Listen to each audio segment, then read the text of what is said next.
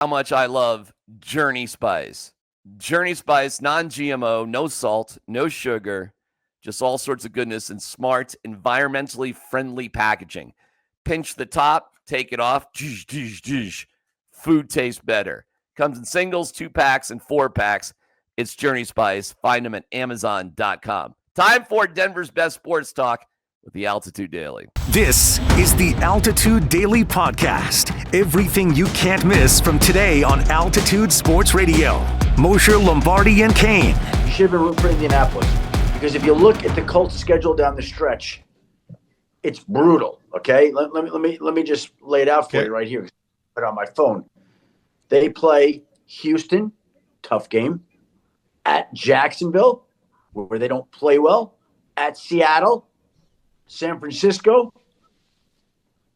Jacksonville again, and at Houston. Oh, that crap.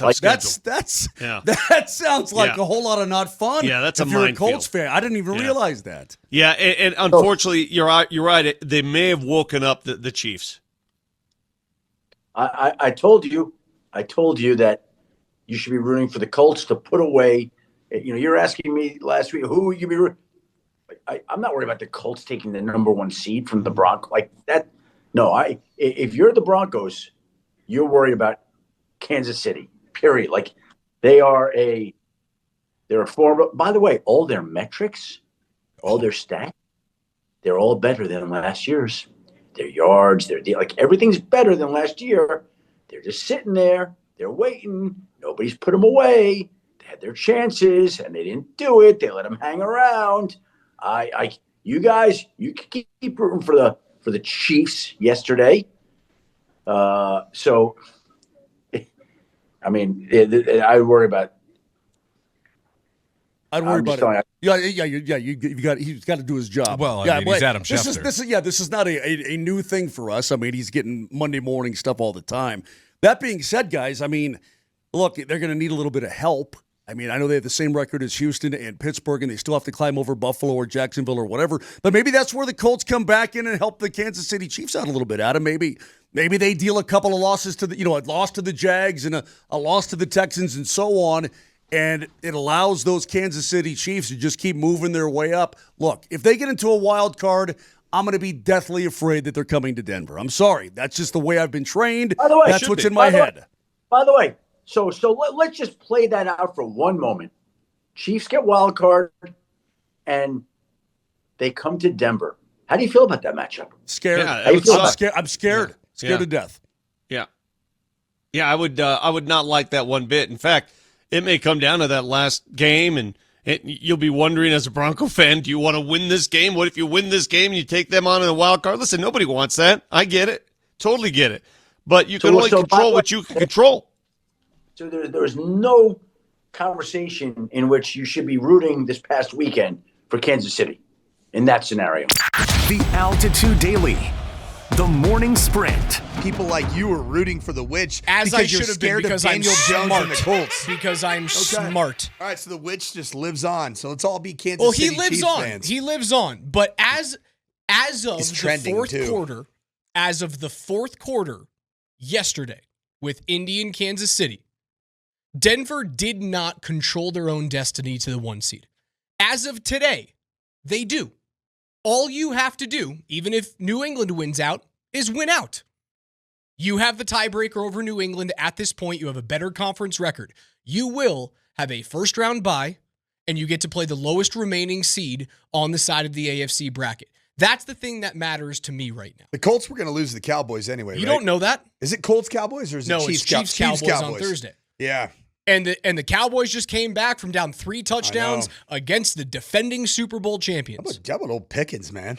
Man's playing some football. And Jerry Jones wants to re-sign him, but won't do it, now. They'll just wait until nothing's happening in the offseason and everyone panics in Dallas. Until Pickens is a Green Bay Packer. Right. That's when he wants to re-sign him. Parsons. It's so stupid. I still firmly believe what I did last week.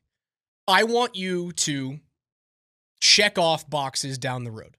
You have now checked off, you control your destiny to the AFC West. You have checked off, you control your destiny against a team that had a head-to-head tiebreaker against you in the Indianapolis Colts. You know what the Colts proved to me yesterday? that if I see them at home, Not scared. That if Daniel Jones has to go on the road, I'm not scared. I'm not scared. I don't want to go to Lucas Oil and play in that dome. I agree with that. I don't want to do that. I don't want to play in any domes. Playoff domes stink. They proved to me that you go on the road and they pucker up. Let's call a spade too now.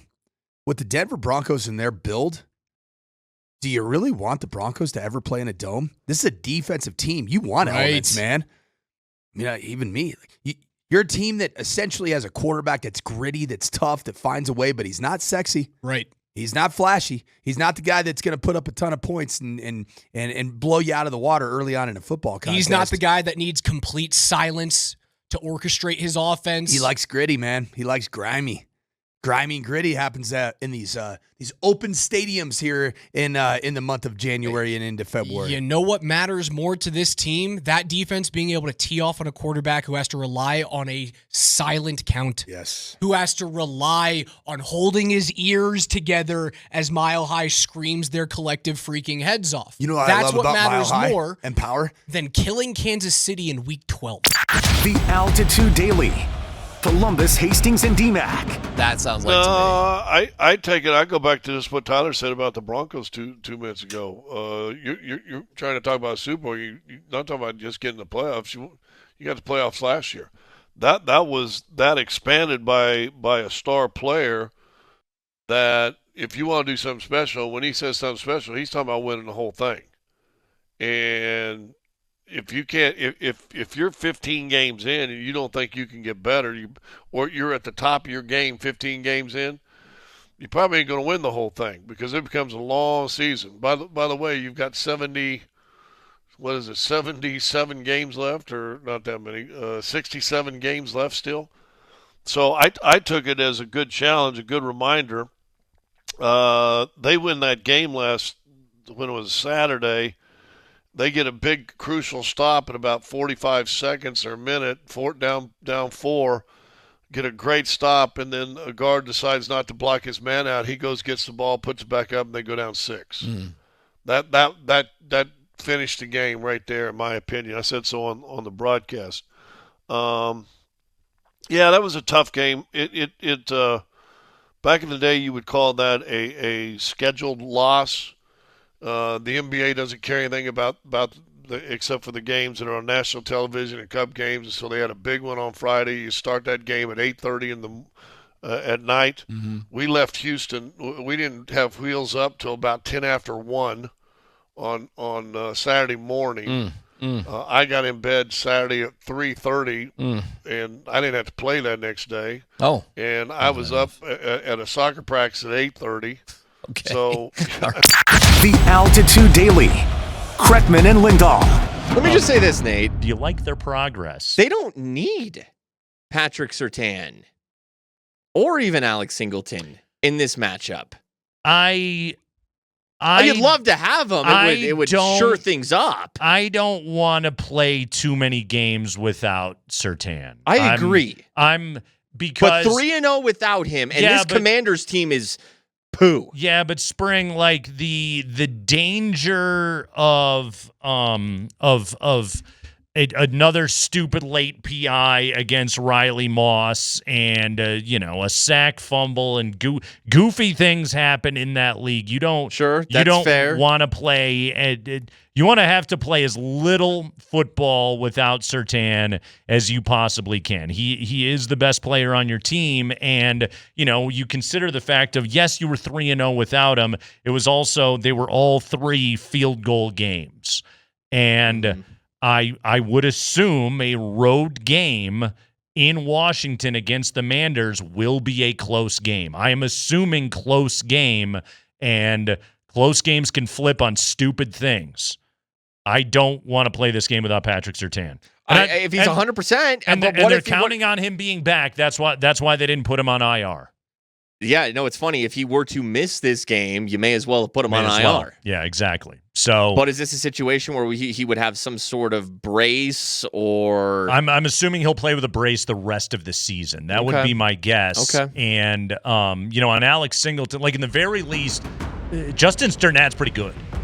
He's really gotten better at a lot of things. You've been listening to the Altitude Daily. Catch us live weekdays on 92.5 FM, the Altitude Sports Radio app, twitch.tv/AltitudeSR, youtube.com @Altitude Sports Radio, and your favorite smart speaker. Say Altitude Sports Radio.